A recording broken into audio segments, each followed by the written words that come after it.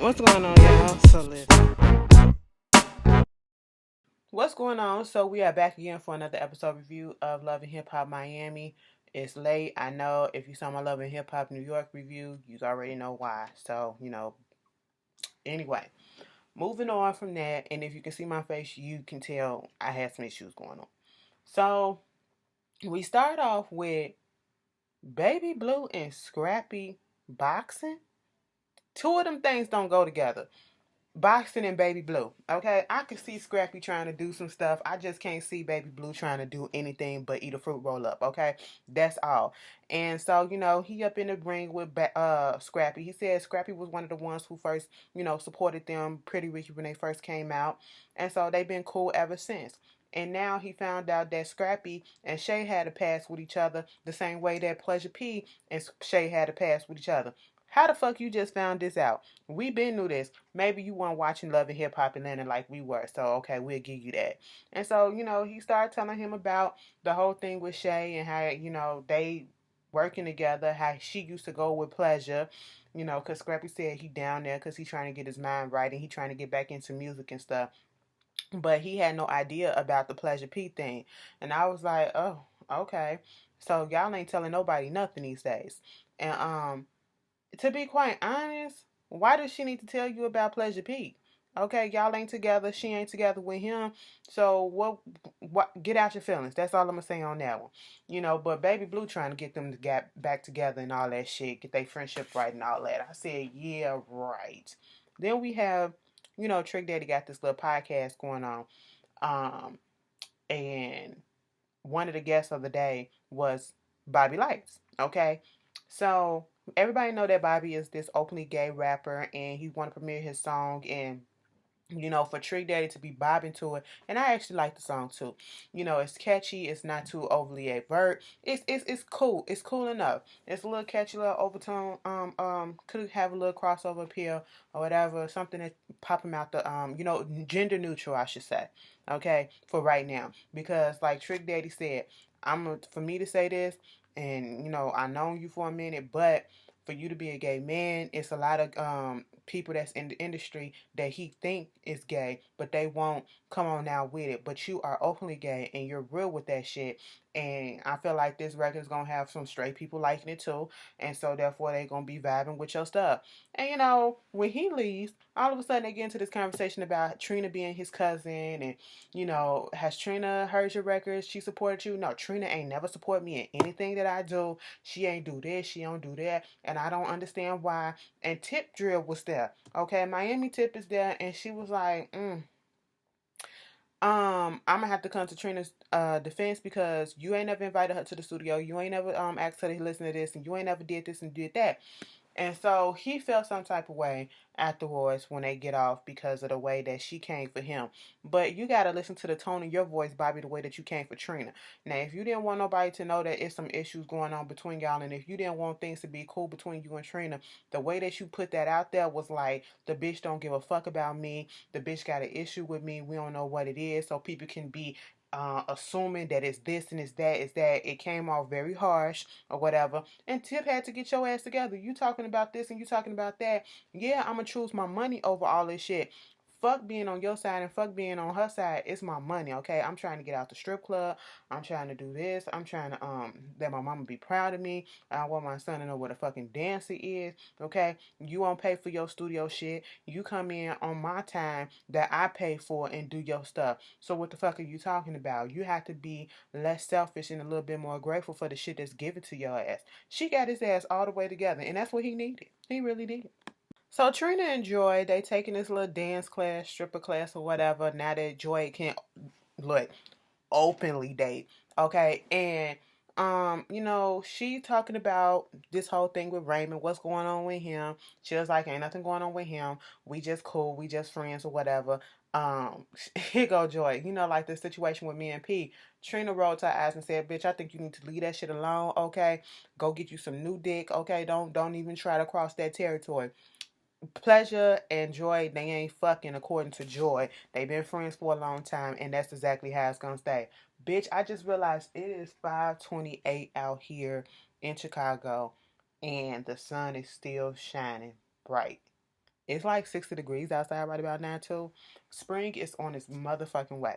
But anyway, so after that, she was just saying how they got this invitation to go to Bobby Light's invite to his single release party. Okay. And at this point, Trina, she kind of rolled her eyes again, and it's like, damn, what really is the issue? She claims because every time you see him, he's always extra, always drunk, always this, always that. And I get that, but I don't feel that's enough to be like, I'm not gonna support you. I'm not even gonna hear you out. We got some family members that do act up sometimes, but that's just be sometimes. That don't always be the case. It feel like it's something else that's going on. Like she really don't want to support him, and she made it a fact to put out there that Joy and her, they're cousins as well, but Bobby and Joy come from different sides of the family, obviously. And they're two different people, but yet Joy is always Team Bobby. Well, somebody got to be Team Bobby, because bitch, you ain't. Since you always feel like you got this big ass problem with it, and I wish you would just put it out there what the fuck it is, because right now, just because he being extra and being drunk or whatever, that don't satisfy my understanding. Like, it's just not understanding to me. It's just not making sense to me, I should say. So, she said, well, the fact that he's going to have this single release party, it means that he's actually got a single to release, and that he's actually putting some work in onto his so-called craft. So therefore, he's going to get a little bit of my respect for that. And of course, she might go check it out.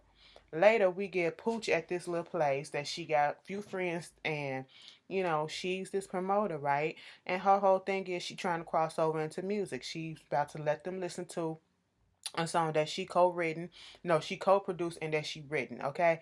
And it's a little scary thing for her. That's why it's just a small little group of people of her friends that she wants to know. Malika's there, that radio girl is there, and Malik finally comes out to her as to being gay and all this shit, and she was like, what? I said, girl, like you couldn't tell, okay? Like, somebody, gay does not really have a look, but because it can be deceiving. The most feminine person on the world, the planet, nigga, can be the straightest nigga on the straightest nigga, okay? And Malik, though, he just got those tendencies that he got, okay? I don't know how to explain it, but y'all get what I'm saying. And so Prince is outside talking to this dude and was like, yo, I'm here, and I can't wait to see what's happening, because I'm finna fuck Michelle Pooch stuff up, since she already fucked my shit up. She ruined my some business relationship. I said, how? You still talking about that fashion show? She didn't fuck shit up because ain't nobody see nothing. All that shit went down after the fashion show was over in the behind closed door. That's one. Then you talking about your relationship with Liz. Bitch, you fucked that up because you're the one that was cheating around on her. Okay, so how are you blaming everybody else for your problems and your issues and your screw ups besides yourself? Okay, I'm not understanding that. Then when all that happened, she getting ready to premiere her song. She play it.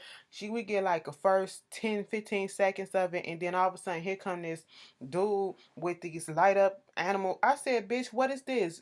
He long lost cousin of Wakanda come up in there, and he just bamming on the drums and all this shit.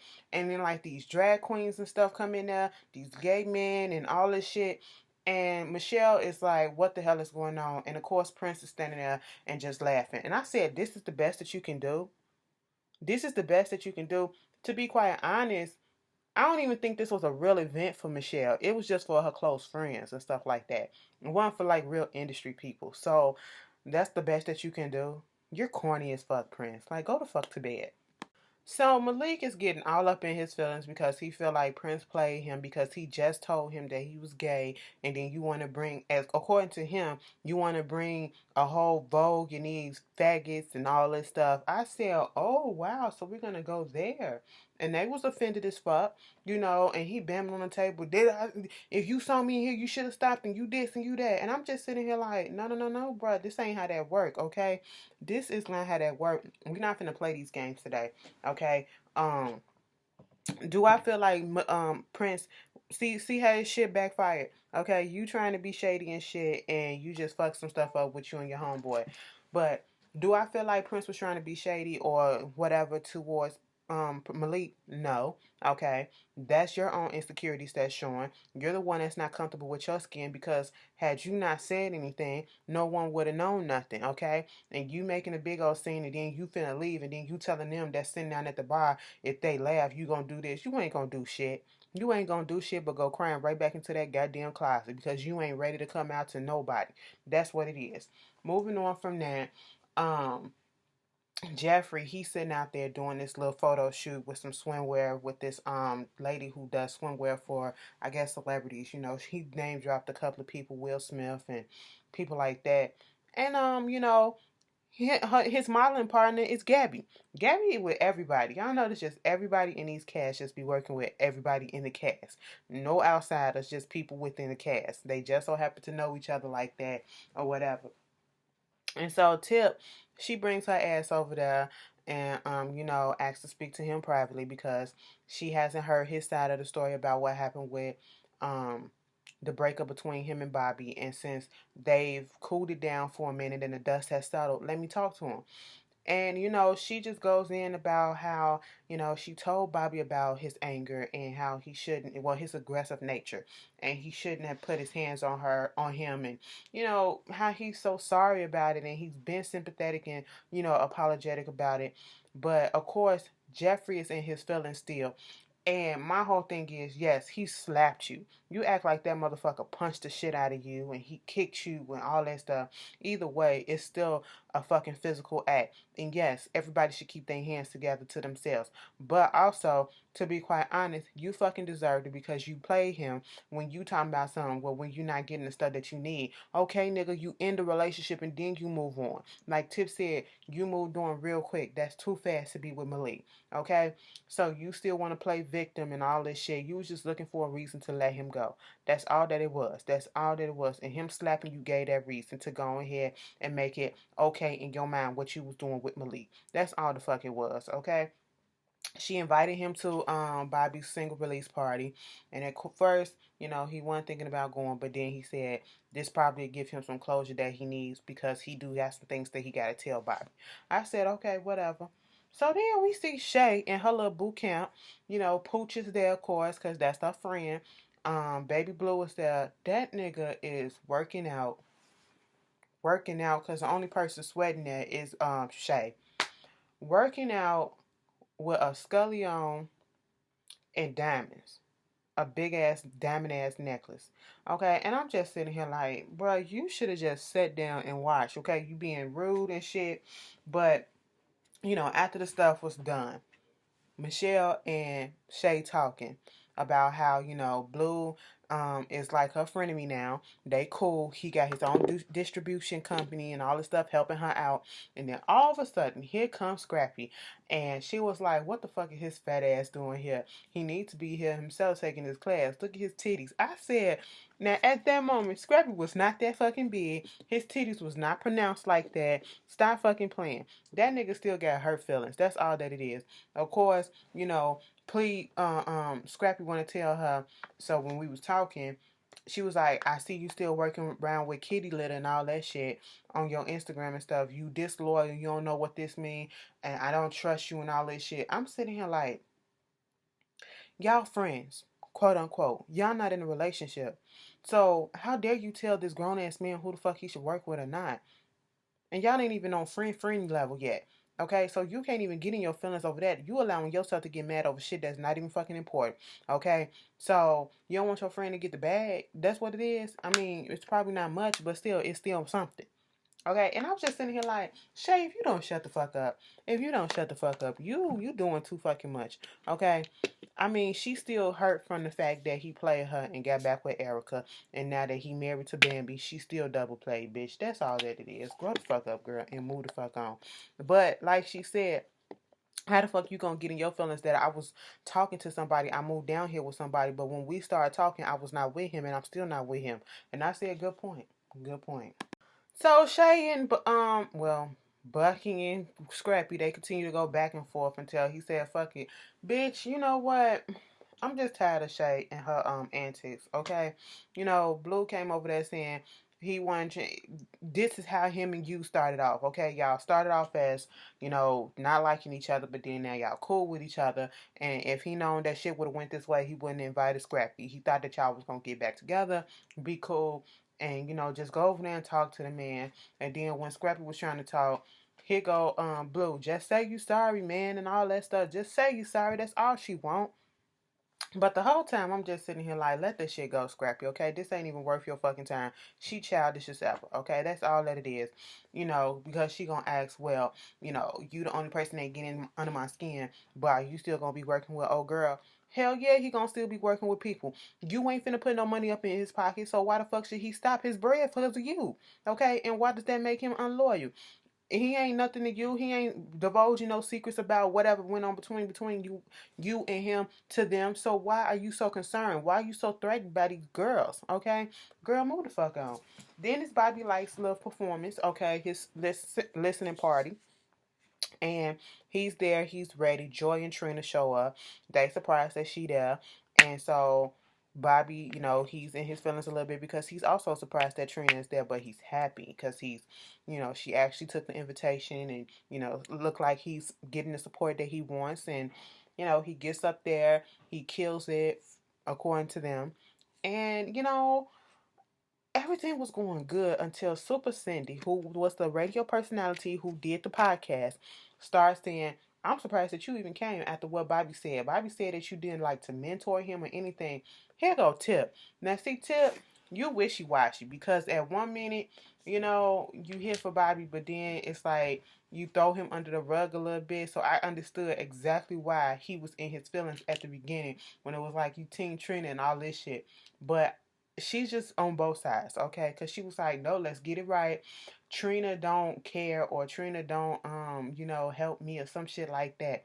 And I was like, oh, okay, Tip. But then when Trina gets in her feelings about it, to go over there to talk to Bobby, here go Tip to Super. Damn, Super, I said, girl, you was talking too. Come on now. So Trina goes confront Jeffrey, why you using my name for relevance and all this stuff. And I'm sitting here like, I'm not following. I'm not following. Like, if it's something else that's going on and somebody in the comments know, please put that shit down in the comments so I can read it because it's just not making sense the way that she blew up. I get it. He didn't mention your name.